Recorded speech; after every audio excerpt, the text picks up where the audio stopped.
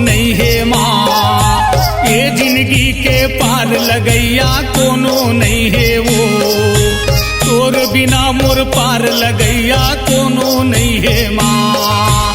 कोनो नहीं है वो माता, कोनो नहीं है माँ। ये जिंदगी के पार लगैया कोनो नहीं है वो, तोर बिना मोर पार लगैया कोनो नहीं है माँ।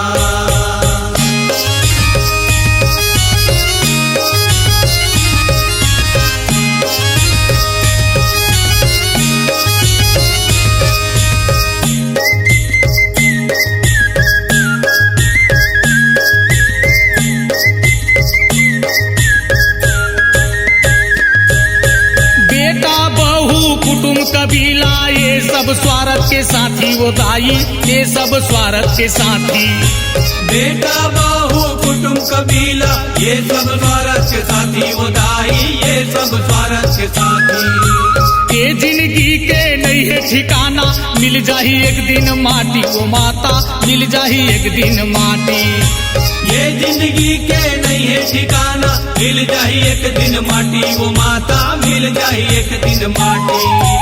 पार लगा दे वो माता, पार लगा दे माँ। ये जिंदगी के पार लगैया कोनो नहीं है वो, तोर बिना मोर पार लगैया कोनो नहीं है माँ।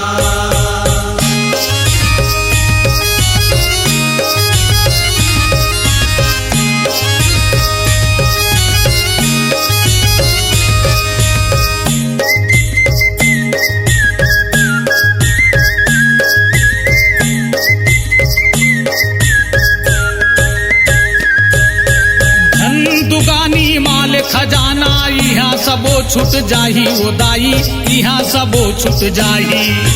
धन दुगानी माल खजाना यहाँ सबो छूट जाही वो दाई, यहाँ सबो छूट जाही। सत्य अहिंसा धर्म कर्म यही है संग मा जाही वो दाई, यही है संग मा जाही। सत्य अहिंसा धर्म कर्म यही है संग मा जाही वो दाई, यही है संग मा जाही।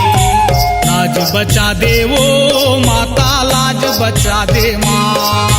ये जिंदगी के लाज बचैया कोनो नहीं है वो, तोर बिना मोर लाज बचैया कोनो नहीं है माँ।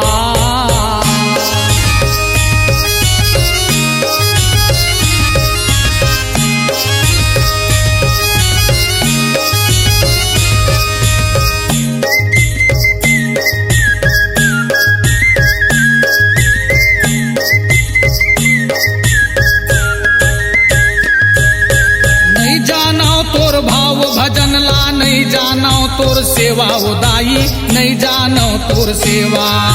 नहीं जानो तोर भाव भजन ला, नहीं जानो तोर सेवा उदाई, नहीं जानो तोर सेवा। तोर शरण के दास बना दे, भक्ति के दे दे मेवा उदाई, भक्ति के दे दे मेवा।